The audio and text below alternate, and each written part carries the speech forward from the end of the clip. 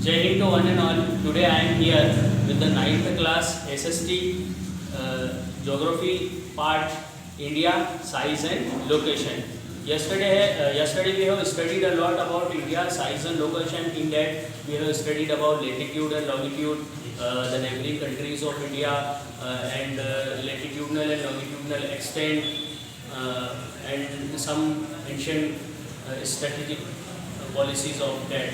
Now India's neighbour, अगर हम India's neighbour की बात करें तो इंडिया हमारी पेनिनसुला भी है। या आप लोगों को मैंने पहले बताया था कि इंडिया हमारी पेनिनसुला है, 3 टाइप से समुद्र और ओशियन से घिरी हुई है।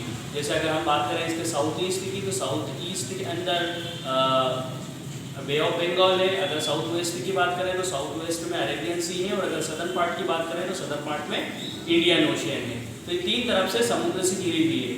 अगर हम इसकी सदर्न नेबर्स की बात करें तो जो श्रीलंका है, ये गल्फ ऑफ मैनार से सेपरेट होता है, वो इसका सदर्न नेबर्स है। अगर हम बात करें नेक्स्ट जो इसका नेबर्स है तो वो है मालदीव। मालदीव एक आइलैंड कंट्रीज़ है और कहीं ना कहीं इंडिया का नेबर्स है। तो ये जो कंट्रीज़ है, जो दोनों कंट्रीज़ है श्रीलंका और मालदीव्स, ये समुद्र, ये हमारे जो नेबर्स हैं सदर्न नेबर्स है, ये समुद्र के अंदर आइलैंड कंट्रीज़ है। अब हम बात कर लेते हैं ऐसी कंट्रीज़ की जो कहीं ना कहीं हमसे लैंड से जुड़ी हुई हमारे लैंड नेबर्स हैं। That is Nepal, Bhutan, Pakistan, Myanmar, ये सारी हमारे ऐसी कंट्रीज़ है जो कहीं ना कहीं लैंड से जुड़े हुए हैं। तो फ्रेंड्स, ये चैप्टर नंबर 1 आपका यहाँ पर खत्म होता है, समाप्त होता है। इंडिया साइज एंड लोकेशन, इसमें केवल इतना ही था, ये छोटा सा चैप्टर था। अब इसका जो भी एक्सरसाइजेस है, उस एक्सरसाइजेस के अंदर जो भी चैप्टर के अंदर जो स्नैपशॉट्स हैं वो आपको मैं PDF के फॉर्मेट में प्रोवाइड कर दूँगा। आप लोगों को ये पूरी कॉपी कंप्लीट करना है। आज का आपका ये होमवर्क है कि आप लोगों को ये कॉपी कंप्लीट करना है, अगले 1-2 दिन में उससे चेक भी कराना है। अब हम स्टार्ट करेंगे हमारा नया chapter number 2, it is India's physical features, means physical features of India. ये हमारा चैप्टर नंबर 1 कंप्लीट हो चुका है। तो यहाँ पर हम इसको रफ कर लेते हैं और सेकंड चैप्टर को स्टार्ट कर लेते हैं। Physical features of India, physical features of India. So let's start our new lesson, India's physical features. You have already learned earlier that India is a vast country with a varied landform. What kind of the terrain do you live in? If you live in the plain, you are familiar with the static plains. In the contrast, if you live in the hilly region, the raised terrains, mountains, and valley are the common features. In fact, as partially all major physical feature of the earth, that is mountain, plain, desert, plateau, island, you have must wondered how these physical features have been found.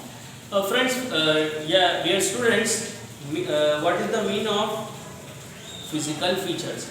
Physical features मतलब अर्थ का बाहरी रूप या बाहरी स्वरूप। अगर हम इसको प्लेन से देखेंगे, इसको एरोप्लेन से देखेंगे या हम अंतरिक्ष से देखेंगे तो कैसा नज़र आएगा, ये उसका फिजिकल फीचर्स है। जैसे माउंटेन, प्लेटू और प्लेन या डेजर्ट वगैरह है।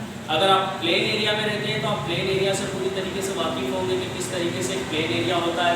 यदि आप माउंटेन में रहते हैं तो आप माउंटेन की वैलियों से या माउंटेन के ऊंचे नीचे रास्तों से पूरी तरीके से आपको मालूम है कि वो किस तरीके से माउंटेन का एरिया होता है।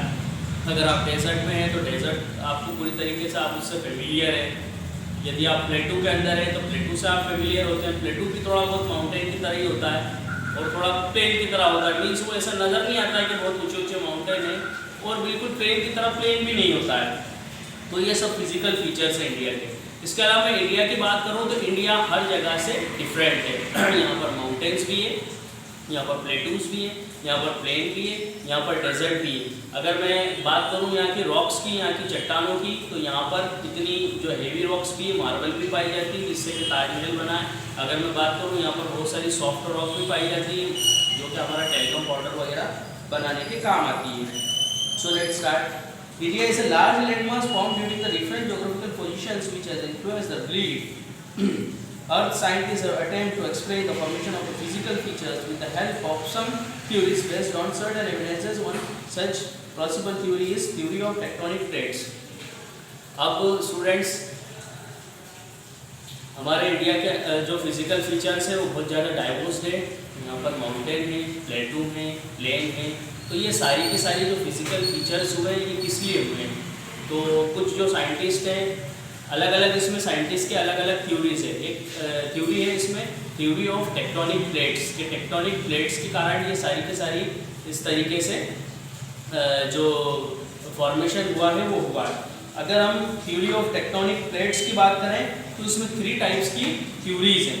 ये मैं आपको यहाँ पर स्नैपशॉट प्रोवाइड कर दूंगा कि जो 3 टाइप्स की थ्योरीज है पहले हम यहाँ पर देख लेते हैं। सबसे पहली जो थ्योरीज है थ्योरी ऑफ टेक्टोनिक्स प्लेट्स, इसमें जो फर्स्ट थ्योरी है वो है कन्वर्जेंट बाउंड्री। इसकी जो सेकंड थ्योरी है वो है डाइवर्जेंट बाउंड्री और जो थर्ड थ्योरी है वो है ट्रांसफॉर्म बाउंड्री।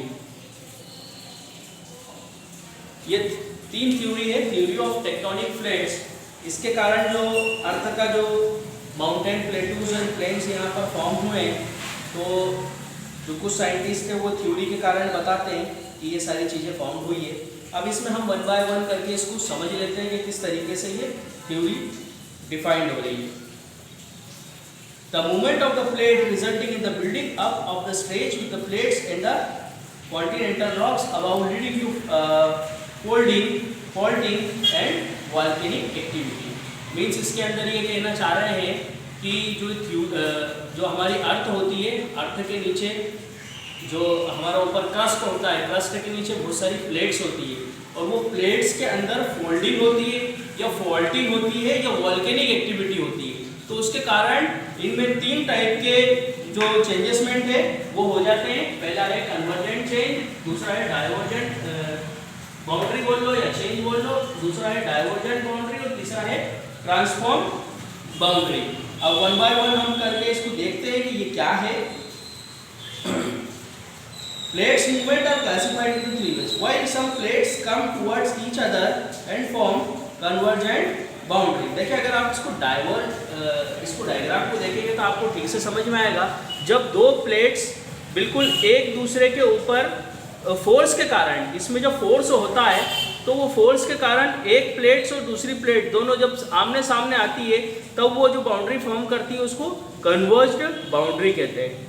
इसके अलावा सेकंड नंबर पे है डाइवर्जेंट बाउंड्री। डाइवर्जेंट बाउंड्री की अगर मैं बात करूं तो फोर्स के कारण जब अंदर जब प्रेशर एग्जर्ट होता है, आपको मालूम है कि अंदर मोल्टन लावा है, तो मोल्टन लावा की वजह से जो प्रेशर एग्जर्ट होता है तो वो प्रेशर एग्जर्ट होने की वजह से जब अपोजिट डायरेक्शन में 2 प्लेट्स जाती है, जो जमीन के अंदर की प्लेट्स है, तो वो कहलाती है डाइवर्जेंट बाउंड्री। और यहाँ पर हम देखें ट्रांसफॉर्म बाउंड्री। तो ट्रांसफॉर्म बाउंड्री की अगर हम बात करें तो जब ये दोनों अपोजिट डायरेक्शन में जाती है लेकिन हॉरिजॉन्टली जब ये अपोजिट डायरेक्शन में जाती है तो जो बाउंड्री फॉर्म होती है, जो चेंजेसमेंट फॉर्म होता है उसको हम बोलते हैं ट्रांसफॉर्म चेंज। ये 3 टाइप्स के चेंजेसमेंट है जो आज हमने देखे। अब इसके आगे का जो चैप्टर है वो हम कल स्टडी करेंगे। ये आपका चैप्टर 2 था। चैप्टर 1 हमारा कंप्लीट हो चुका है। मैं आपको इसके PDF वगैरह प्रोवाइड कर दूँगा। आपको इसकी कॉपी कंप्लीट करना है। विदिन 1 और 2 डेज में मुझे ये कॉपी आपकी चाहिए। इसके अलावा चैप्टर नंबर 2 जहाँ तक के मैंने पढ़ाया आपको वहाँ तक के आप रीड करेंगे, डेट इज पेज नंबर 8 तक के। और इसके बाद में बाकी की जो हमारी एक्सप्लेनेशन है वो आगे वाली वीडियोज़ में हम देखेंगे। ओके, जय हिंद, जय भारत।